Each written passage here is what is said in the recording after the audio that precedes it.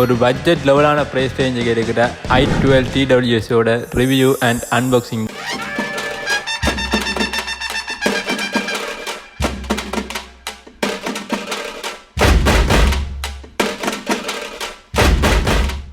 இந்த ப்ராடக்ட் வந்து red and white colour பாக்ஸில் வந்து அவைலபிளாக இருக்குது.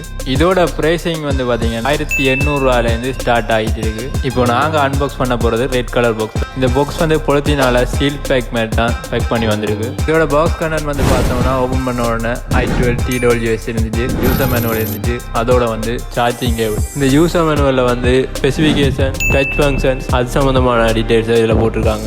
இவங்க வந்து சார்ஜிங்காக ஐஃபோன் லைட்னிங் கேபிள் தான் கொடுத்துருக்காங்க.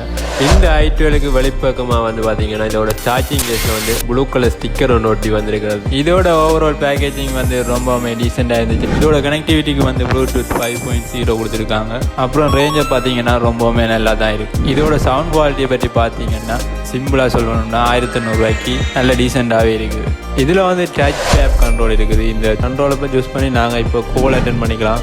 அது சாங்கை போஸ்ட் பண்ணுறது, ப்ளே பண்ணுறது, அடுத்த சாங்குக்கு மூவ் பண்ணுறது எல்லாமே இந்த டச் கண்ட்ரோலில் கொடுத்துருக்காங்க. இதோட சைஸை வந்து பார்த்தோம்னா ஈஸியாகவே ஜீன்ஸ் பாக்கெட் மாதிரி ஷர்ட் பாக்கெட்டில் எல்லாம் வச்சு எடுத்துகிட்டு போகக்கூடிய மாதிரி இருக்குது. இது வந்து ஓட்டோவாகவே பேரிங் ஆகி கனெக்ட் ஆகிடும். சார்ஜிங் கேஸ்லேருந்து வெளியெடுத்தோடனே இது வந்து ஆன் ஆகிடும். இதோட ப்ளூடூத் நேம் வந்து பார்த்தீங்கன்னா i12 என்றது வந்து ஷோ ஆகும்.